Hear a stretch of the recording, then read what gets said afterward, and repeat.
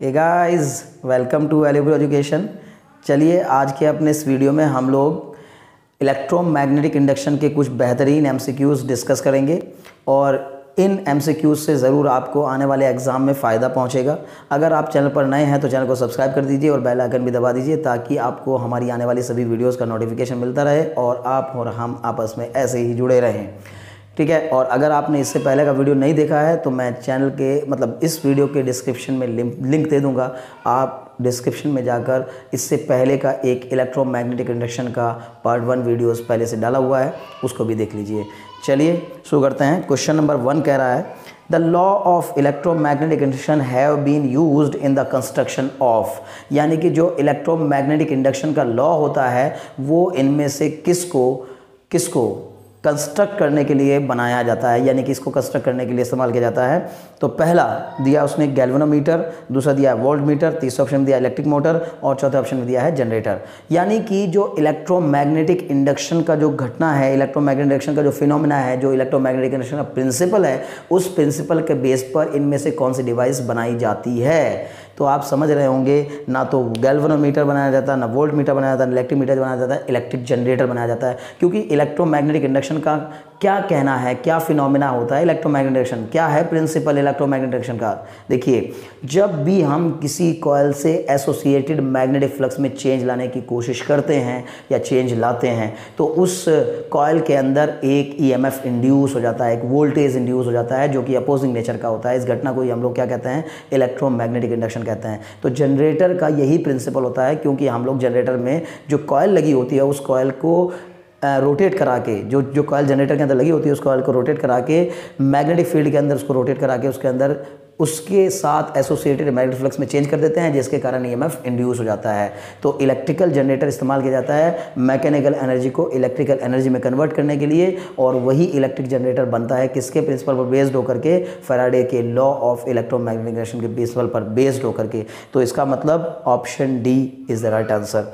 Next question की तरफ बढ़ते हैं। नेक्स्ट क्वेश्चन कह रहा है two coils are placed close to each other, the mutual inductance of the pair of coil depend upon। मतलब जब हम दो कॉइल को एक दूसरे के आसपास रखते हैं तो उनके बीच जो म्यूचुअल इंडक्टेंस डेवलप होता है वो किस पे डिपेंड करता है। पहली बात मैं आपको बता दूं कि जब दो कॉइल्स एक दूसरे के नेबरिंग रखी जाती हैं, एक दूसरे के करीब रखी जाती हैं, तो एक कॉइल से एसोसिएटेड मैग्नेटिक फ्लक्स में चेंज लाने से दूसरी कॉइल यानी जो नेबरिंग कॉइल होती है उसके अंदर भी ईएमएफ इंड्यूस होने लगता है। और इस प्रकार से किसी एक कॉइल में चेंज करके दूसरे कॉइल के अंदर ईएमएफ इंड्यूस होने की इस घटना को हम लोग म्यूचुअल इंडक्शन कहते हैं। क्या कहते हैं?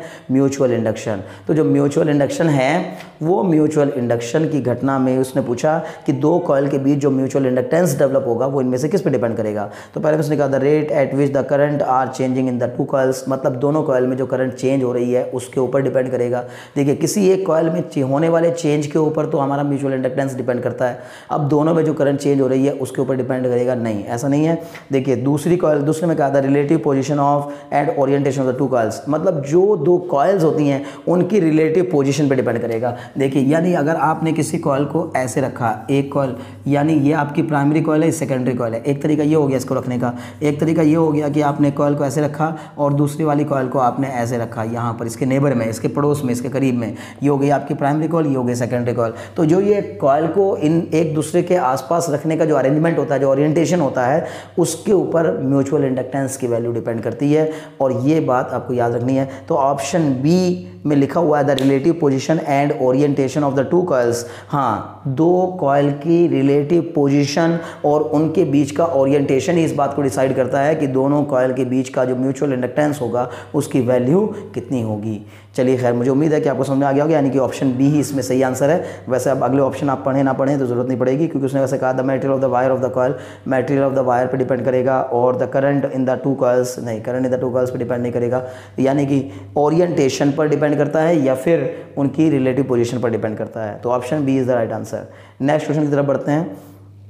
उसमें से कहा है the two identical coaxial circular loop carrying a current of I each circulating in the same direction. मतलब किसी दो सर्कुलर कॉयल हैं जिनमें कि सेम डायरेक्शन में करंट फ्लो कर रहा है और दोनों कोएक्सियल हैं, ठीक है ना। यानी कि एक कॉयल ये रही और एक कॉयल ये रही। कोएक्सियल मतलब उनकी एक्सिस कॉमन है, तो जब दोनों में करंट फ्लो कर रही है सेम करंट और सेम डायरेक्शन भी शायद कहा है, तो इसने कहा कि current I is circulating in the same direction if the loop approach each other.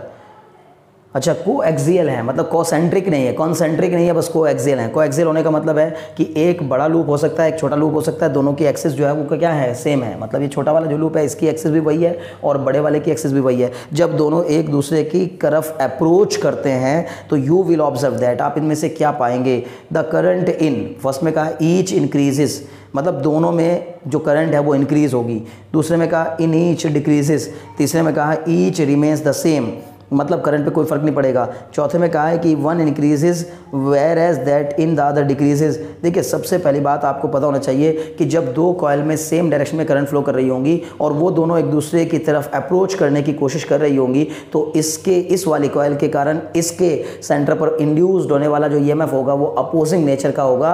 और अपोजिंग नेचर का ईएमएफ जो कि बैक ईएमएफ होता है वो कॉयल के अंदर अपोज क्रिएट करना शुरू कर देगा, और अपोज क्रिएट करना शुरू करेगा तो जो उसमें पहले से करंट फ्लो कर रही है उसका वो क्या करेगा, थोड़ा अपोज करेगा। उस अपोजिशन के कारण करंट क्या हो जाएगी, डिक्रीज हो जाएगी। और सिमिलरली क्योंकि ये वाली कॉयल भी इसके करीब आ रही है तो इसकी कॉयल के कारण इस वाली कॉयल में जो करंट फ्लो कर रही थी उसके कारण यहाँ मैग्नेटिक फील्ड क्रिएट होगी। जो मैग्नेटिक फील्ड क्रिएट होगी उससे यहाँ मैग्नेटिक फ्लक्स बनेगा, और क्योंकि चल रही है तो जो मैग्नेटिक फ्लक्स का इंटेंसिटी होगी वो लगातार चेंज होती रहेगी, तो उसके कारण इस वाली कॉयल में भी ईएमएफ इंड्यूस हो जाएगा। और जो इंड्यूस्ड ईएमएफ होता है वो हमेशा अपोजिंग नेचर का होता है, मतलब बैक ईएमएफ होता है। तो बैक ईएमएफ के कारण इसमें जो प्रोड्यूस होने वाली करंट होगी, जो पहले से करंट प्रोड्यूस कर रही थी उस करंट का वो अपोज करने लगेगा, और उसके अपोजिशन से इस वाली कॉयल की करंट भी डिक्रीज हो जाएगी। तो इसका मतलब दोनों वायर में या दोनों सर्कुलर लूप में फ्लो करने वाली जो करंट है वो डिक्रीज ही करेगी, और ऐसा ऑप्शन बी में कहा गया है, इन ईच डिक्रीजेस, बिल्कुल दोनों में डिक्रीज करेगी, यानी option B is the right answer. चलिए नेक्स्ट क्वेश्चन की तरफ बढ़ते हैं। इसने कहा when a current in a coil changes from 5 ampere to 2 ampere in 0.1 second. अगर किसी कॉयल से एसोसिएटेड करंट जो है वो 5 एम्पियर से घट के 2 एम्पियर हो गई, कितने समय में, 0.1 सेकेंड में। था एवरेज वोल्टेज 50 वोल्ट, और अगर उसका एवरेज वोल्टेज 50 वोल्ट रहा हो तो the self inductance of the coil is, मतलब उस कॉयल का जो सेल्फ इंडक्टेंस होगा वो कितना होगा। ओहो, बढ़िया क्वेश्चन, हालांकि आसान क्वेश्चन, सिंपल सा क्वेश्चन है। इसने कहा एक वायर के अंदर जो करंट फ्लो कर रही थी वो 5 एम्पियर की थी और वो घट के कितनी हो गई, 2 एम्पियर, कितने टाइम में, 0.1 या 0.1 सेकेंड में। ओके, 0.1 सेकेंड में घट के वो आपकी 5 एम्पियर से घट के 2 एम्पियर हो गई। और जो ईएमएफ इंड्यूस हुआ वो कितने का हुआ, वो 50 वोल्ट इंड्यूस हुआ। तो इसका मतलब आपको पता होना चाहिए कि E बराबर क्या फॉर्मूला होता है, -LdI/dt।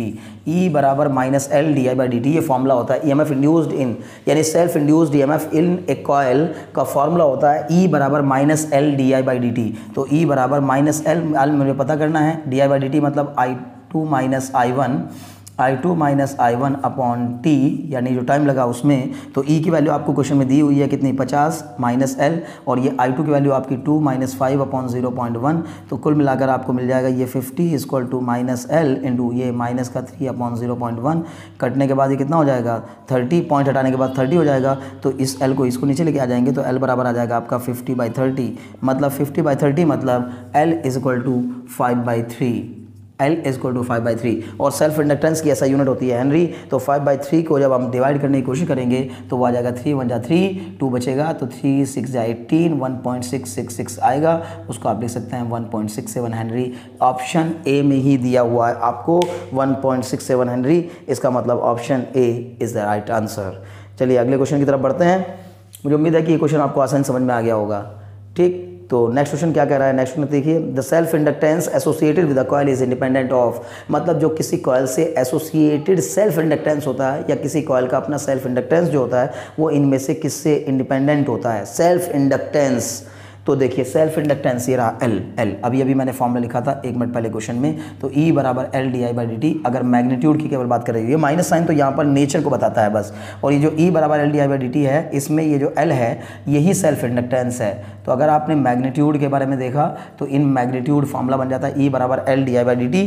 तो अब आप मुझे बताओ कि L की जो वैल्यू होगी वो कितनी होगी, वो हो जाएगी आपकी E/dI/dt, यानी कि वो EMF induced upon rate of change of current को ही हम लोग self inductance of the coil कहते हैं। तो क्या करंट पे डिपेंड करेगा या नहीं करेगा? बिल्कुल करेगा, साफ साफ दिखाई दे रहा फॉर्मूले में कि करंट पे डिपेंड करेगा। जबकि उसने हमसे पूछा कि इसमें से किससे इंडिपेंडेंट होता है, तो करंट पे तो डिपेंड करेगा। इंड्यूस्ड वोल्टेज पे डिपेंड करेगा कि नहीं करेगा? बिल्कुल, ये जो E है ये इंड्यूस्ड वोल्टेज ही तो है, ये इंड्यूस्ड वोल्टेज ही तो है। तो जो इंड्यूस्ड वोल्टेज है, जो इंड्यूस्ड EMF है, उस इंड्यूस्ड EMF पे भी डिपेंड करेगा।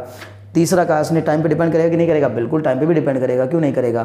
लेकिन चौथे ऑप्शन में कहा गया है कि रेजिस्टेंस पे डिपेंड करेगा कि नहीं करेगा?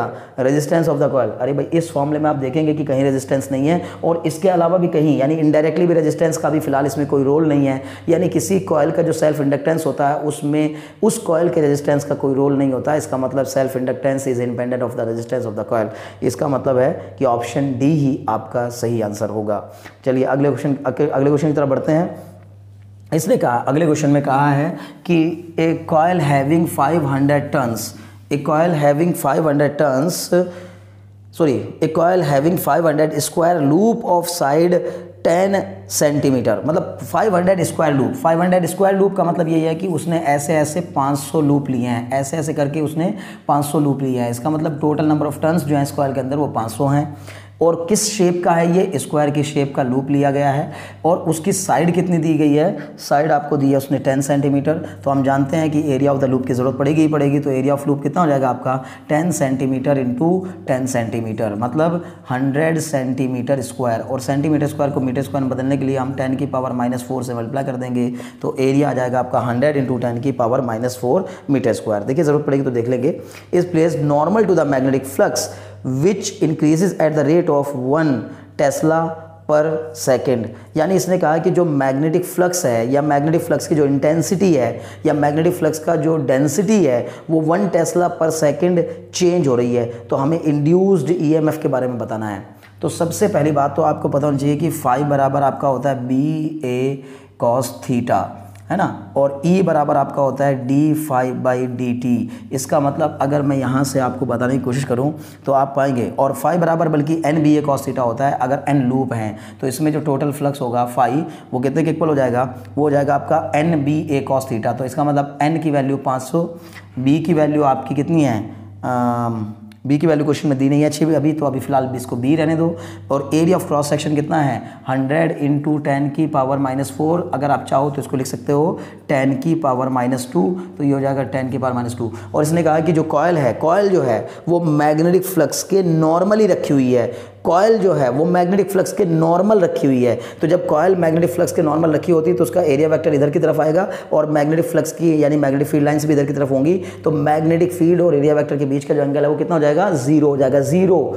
कॉइल जब नॉर्मल रखी होती है, मैग्नेटिक फील्ड के नॉर्मल अगर कॉइल रखी होती है तो उसके एरिया वेक्टर और मैग्नेटिक फील्ड लाइंस के बीच में एंगल 0 बनता है। और अगर कॉइल पैरेलल रखी होती है तो उसके एरिया वेक्टर और मैग्नेटिक फील्ड लाइंस के बीच में जो एंगल बनता है वो 90 डिग्री का होता है। तो लेकिन फिलहाल के केस में एंगल कितना हो जाएगा? 0 हो जाएगा। तो इसका मतलब cos 0। तो आपको 5 मिल जाएगा। 5 हो जाएगा आपका 500 इंटू 10 की पावर -2। और जब 500 इंटू 10 की पावर -2 को करेंगे तो इन 2 0 से 10 की पावर -2 भी गायब हो जाएगा। ये हो जाएगा आपका 5B इंटू cos 0 की वैल्यू आपको पता है 1। तो 5 बराबर आपका आ जाएगा 5B।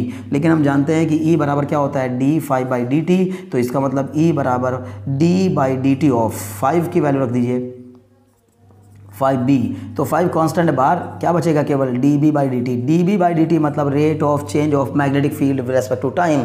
तो यानी कि आपको अगर मैग्नेटिक फील्ड में आने वाले चेंज का टाइम के साथ रिलेशन पता हो तो आप आराम से EMF इंड्यूस बता सकते हैं। और उसने क्वेश्चन में हमें दिया कि 1 टेस्ला पर सेकंड का EMF इंड्यूस हो रहा होगा। तो इसका मतलब 1 टेस्ला पर सेकंड का मैग्नेटिक फील्ड चेंज हो रही है। तो इसका मतलब 5 इंटू और dB/dt की वैल्यू क्वेश्चन में दी हुई है 1। तो इसका मतलब जो EMF इंड्यूस होगा वो कितने का होगा? 5 वोल्ट का हो जाएगा। तो 5 वोल्ट देखिए इसमें कहीं ऑप्शन में दिया है क्या? यस, ऑप्शन डी में दिया हुआ है। तो इसलिए option D is the right answer. मुझे उम्मीद है कि आपको न्यूमेरिकल बड़े आसानी समझ में आ गया होगा। और इसी तरह के न्यूमेरिकल आप समझ के चलिए कि एग्जाम में आएंगे। बहुत सिंपल, बहुत ही बेहतरीन आसान न्यूमेरिकल्स इस बार बोर्ड एग्जाम में आने वाले हैं। और जो जेईई और नीट की प्रिपरेशन करने वाले बच्चे हैं उनके लिए भी आपको समझने की ज़रूरत है कि कॉन्सेप्चुअल क्वेश्चन सब एग्जाम में आ रहे हैं। लेंदी क्वेश्चन एग्जाम में नहीं आ रहे हैं। एग्जाम का पैटर्न बदल चुका है। एग्जाम में क्वेश्चन कॉन्सेप्चुअल आ रहे हैं कि आपको बस ये जानकारी होनी चाहिए कि EMF जो इंड्यूस होता है वो rate of change of magnetic flux के इक्वल होता होता है, ईएमएफ जो इंड्यूस होता है वो अपोजिंग नेचर का होता है, और जो ईएमएफ इंड्यूस होता है वो यानी वो फ्लक्स पे डिपेंड करता है, और फ्लक्स जो है वो खुद बी ए और कॉस थीटा पे डिपेंड करता है, और नंबर ऑफ टर्न्स पे डिपेंड करता है। मतलब ये जो चीज़ें हैं ये आपको जानकारी होनी चाहिए, आपको इन कॉन्सेप्ट्स और इन टॉपिक का डिटेल में ये जानकारी होनी चाहिए कि ये चीज़ क्या बताने की कोशिश कर रही है। ठीक है, तो क्वेश्चंस आसानी से टैकल हो जाएंगे। मुझे पूरी उम्मीद है कि आप ये क्वेश्चन भी अच्छे से समझ गए होंगे। चलिए अगले क्वेश्चन की तरफ हम लोग बढ़ते हैं। अगला क्वेश्चन कह रहा है हमसे, the current flows from A to B is as shown in figure, the direction of induced current in the loop. मतलब इसने कहा है कि एक आपको जो लूप दिया हुआ है उस लूप में करंट की डायरेक्शन आपको बतानी है, ऐसी सिचुएशन दी हुई है। ये काफ़ी इंपॉर्टेंट क्वेश्चन बन गया है, होता है, मतलब एग्जामिनर की पसंदीदा क्वेश्चन में से एक क्वेश्चन रहता है, ये हर बार ही एग्जाम में आता रहता है। तो जब हर बार आने वाले क्वेश्चन होते हैं तो उनको तो देखते ही आप समझ जाएंगे वैसे तो, लेकिन फिर भी मैं आपको कॉन्सेप्ट बताऊँ कि कॉन्सेप्ट क्या है। उसने कहा जब हम लोग ए से बी में जाने वाली करंट की बात कर रहे हैं, the current flows from A to B, इस वायर में करंट ए से बी की ओर फ्लो कर रही है, तो बताओ the direction of induced current in the loop. मतलब इस लूप में जो डायरेक्ट इंड्यूस्ड करंट होगी उसकी डायरेक्शन क्या होगी। तो मैंने आपको बताया है, पहले भी बता चुका हूँ, अभी बता रहा हूँ फिर से, कि जब भी हम किसी कॉइल से एसोसिएटेड मैग्नेटिक फ्लक्स में चेंज करते हैं तो एक ईएमएफ इंड्यूस होता है, और उस इंड्यूस्ड ईएमएफ के कारण दूसरी जो इंड्यूस्ड ईएमएफ होता है उस इंड्यूस्ड ईएमएफ के कारण रेजिस्टेंस की वजह से एक इंड्यूस्ड करंट हमें मिलती है, और इंड्यूस्ड करंट की डायरेक्शन वो होती है जो इस बात का अपोज करती है कि ये करंट इंड्यूस ना होने पाए, यानी कि जिसके कारण वो प्रोड्यूस हुआ उसी का ये अपोजिशन क्रिएट करना स्टार्ट कर देता है। तो आप मेरे को बताओ कि जब हम इस वाले वायर में करंट फ्लो कराएंगे तो इस वाले वायर के कारण बनने वाली मैग्नेटिक फील्ड की डायरेक्शन क्या होगी। यहाँ पर इस कॉइल के अंदर जो मैग्नेटिक फील्ड लाइंस क्रॉस करके आ रही होंगी वो कैसी डायरेक्शन की होंगी, आउटवर्ड होंगी या इनवर्ड होंगी। और इसके लिए हम लोग लगाते हैं क्या, फ्लेमिंग का राइट हैंड रूल। और फ्लेमिंग का राइट हैंड रूल कहता है कि अगर करंट की डायरेक्शन में अंगूठे को रख दिया जाए, करंट की डायरेक्शन में अगर अंगूठे को रखा, राइट हैंड के थंब को रखा जाए, राइट हैंड के थंब को अगर करंट की डायरेक्शन में रखें और जिस पॉइंट पर आपको मैग्नेटिक फील्ड की इंटेंसिटी पता करनी है उस पॉइंट की ओर उंगलियों को कर्ल कर दें, तो उंगलियां जिस डायरेक्शन में आ रही होंगी वही मैग्नेटिक फील्ड की डायरेक्शन को बताएगा। तो इसका मतलब इस वाली करंट के कारण जो यहाँ पर मैग्नेटिक फील्ड लाइंस बाहर आ रही होंगी, वो मतलब मैग्नेटिक फील्ड लाइंस बन रही होंगी, वो आउटवर्ड होंगी, आउटवर्ड। अब हम चाहेंगे कि इस कॉइल के अंदर, हम नहीं चाहेंगे बल्कि वो जो इंड्यूस्ड करंट है वो अपने आप ही इस नेचर की होगी कि वो अपोज करेगी किसका, इस चेंज का, यानी कि जो मैग्नेटिक फील्ड लाइंस जो क्रॉस कर रही है इस कॉइल को उनका अपोज करने की कोशिश करेगी। तो अब आप मुझे बताइए, अगर इसके कारण बनने वाली मैग्नेटिक फील्ड लाइंस बाहर की ओर हैं तो उनको अपोज करने के लिए मैग्नेटिक फील्ड लाइंस किधर बननी चाहिए, अंदर की ओर। और अगर मैग्नेटिक फील्ड लाइंस आप चाहते हैं कि इस कॉइल के अंदर की ओर बने तो बता इसमें करंट किधर होनी चाहिए। तो फिर से राइट हैंड थंब रूल लगाइए। अगर मैंने इसमें करंट की डायरेक्शन को क्लॉकवाइज ले लिया, आई डैश जो इसमें इंड्यूस हुई है उसकी डायरेक्शन को क्लॉकवाइज ले लिया, तो राइट हैंड के थंब को मैं इसकी करंट की डायरेक्शन में रखूंगा और पॉइंट की ओर उंगलियों को कर्ल कर दूंगा, तो उंगलियां जिस डायरेक्शन में जा रही होंगी वही इंड्यूस करंट की डायरेक्शन को बताएगी। और ये किधर की ओर जा रही है, उंगलियां अंदर की ओर जा रही हैं, तो इसका मतलब इनवर्ड होगी। तो बस साफ साफ दिखा दिया। और मैं चाहता भी यही था कि मैग्नेटिक फील्ड कैसे बने, इनवर्ड, क्योंकि इससे बनने वाली मैग्नेटिक फील्ड कैसी है, आउटवर्ड। तो अगर इससे बनने वाली मैग्नेटिक फील्ड इनवर्ड होगी तो दोनों एक दूसरे का अपोज करेंगी। तो मतलब करंट अपने आप ही जो इंड्यूस हो रही है वो ऐसी नेचर की होगी कि उसकी मैग्नेटिक फील्ड का अपोज कर रही होगी। तो इसमें करंट कैसी होनी चाहिए, क्लॉकवाइज। ऑप्शन ढूंढिए, कहीं दिया हुआ है क्या, ऑप्शन ए में ही दिया हुआ है। तो किस लॉ को हमने फॉलो किया, इसमें लेंस लॉ को फॉलो किया, क्योंकि लेंस लॉ ही बताता है कि अपोजिंग नेचर का ईएमएफ इंड्यूस होता है। और लेंस लॉ के मुताबिक जो करंट इसमें इंड्यूस होगी इस वाली कॉइल में वो क्लॉकवाइज होगी। मुझे पूरी उम्मीद है कि आप इस क्वेश्चन को भी बहुत आसानी से समझ गए होंगे। चलिए एक और क्वेश्चन की तरफ बढ़ते हैं, बेहतरीन क्वेश्चन। अगला क्वेश्चन इसने कहा, in a coil of self inductance 5 henry, एक 5 हेनरी के सेल्फ इंडक्टेंस की हमारे पास एक कॉइल है, the rate of change of current is 2 ampere per second. उसमें होने वाली करंट के चेंज का जो रेट है वो 2 एम्पियर पर सेकेंड है। हमसे उसने पूछा है what is the self induced EMF in the coil. देखिए अभी हमने एक क्वेश्चन और किया था इसी फॉर्मूले पर। तो फॉर्मूला क्या होता है, E बराबर L di/dt। अगर केवल मैग्नीट्यूड की बात करें, माइनस साइन केवल डायरेक्शन को शो करने के लिए होता है, लेकिन अगर हम लोगों को उसने कहा है द इंड्यूस्ड ईएमएफ, अच्छा केवल इंड्यूस्ड ईएमएफ पूछा, मैग्नीट्यूड ऑफ इंड्यूस्ड ईएमएफ नहीं पूछा, तो फिर मैग्नीट्यूड नहीं पूछा है तो पूरा इंड्यूस्ड ईएमएफ ही बताना होगा, तो माइनस के साथ ही लेके चलेंगे। तो E बराबर कितना होता है फॉर्मूला, माइनस L di/dt। तो L की वैल्यू हमें क्वेश्चन में दे रखी है, सेल्फ इंडक्टेंस की वैल्यू 5 हेनरी, और di/dt की वैल्यू भी हमें दे रखी है कितनी, 2। तो इसका मतलब E बराबर कितना हो जाएगा, -10। और ईएमएफ इंड्यूस्ड हुआ है तो ईएमएफ इंड्यूस्ड की जो यूनिट होगी वो क्या होगी, वोल्ट, क्योंकि इंड्यूस्ड ईएमएफ मतलब इंड्यूस्ड वोल्टेज, तो इंड्यूस्ड वोल्टेज की वैल्यू कितनी होगी, -10 volt.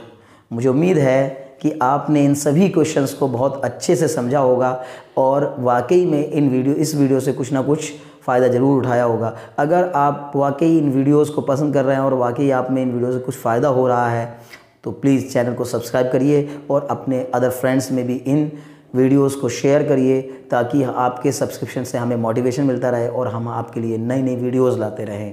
Very very thanks for watching.